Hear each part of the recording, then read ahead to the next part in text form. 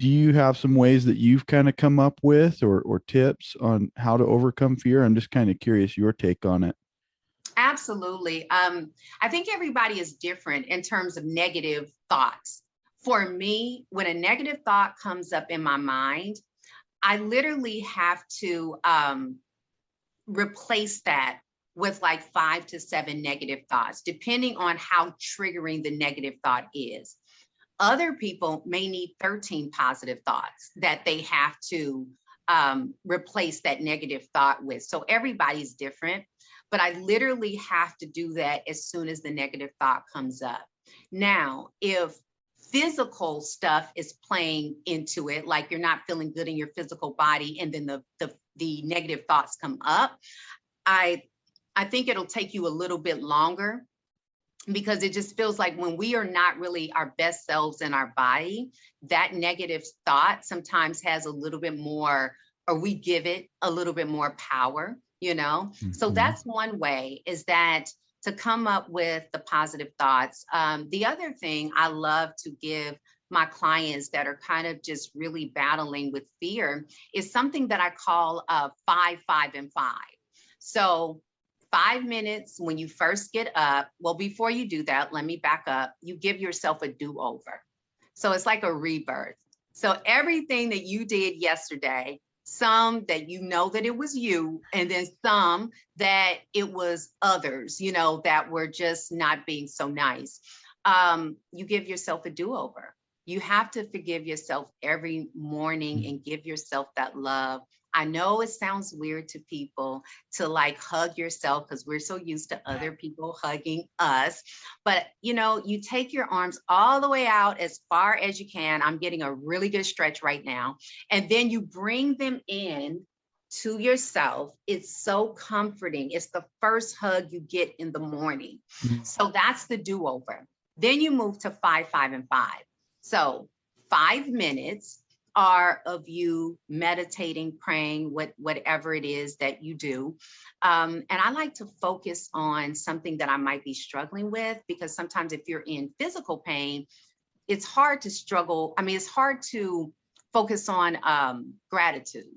So maybe that's what I focus on, is the gratitude about everything else that's really beautiful in my life. So whatever focus you want to do, it's up to you. Whatever you feel that you need, you can meditate on that. You can say a prayer of gratitude.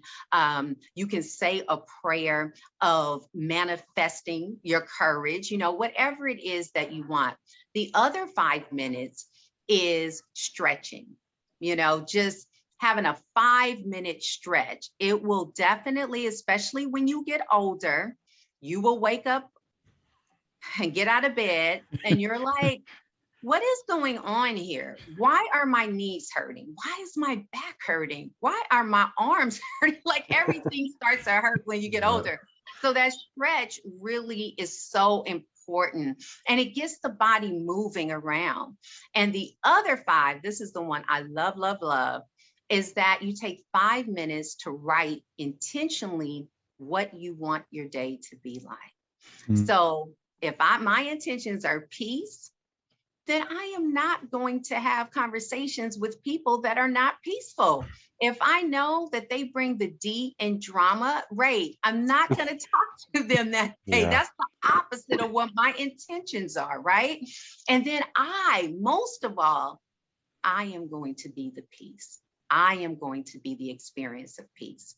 So those are some tips that I would give when you are dealing with fear, because if you set your day intentionally as peace, peace and fear don't walk on the same path, Mhm. peace and courage. And I would say they don't walk on the same path, but sometimes you can have peace in other areas and you can have courage in other areas. So sometimes there is that conflict, but I think the feelings that you get with peace, you feel much better and calmer and all of that than you do when you're worrying and you're Mhm. fearful of something. I like to say, face everything and rise, or fear everything and run. That's what fear stands for to me.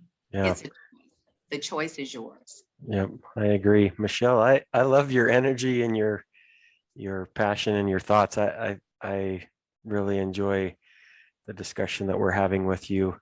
You know, I also agree with Jason. You've gone through a lot of things, and so personally, I'm grateful for your willingness to come and talk to us about tough things that you've gone through and lessons that you've learned. So I really have enjoyed this discussion.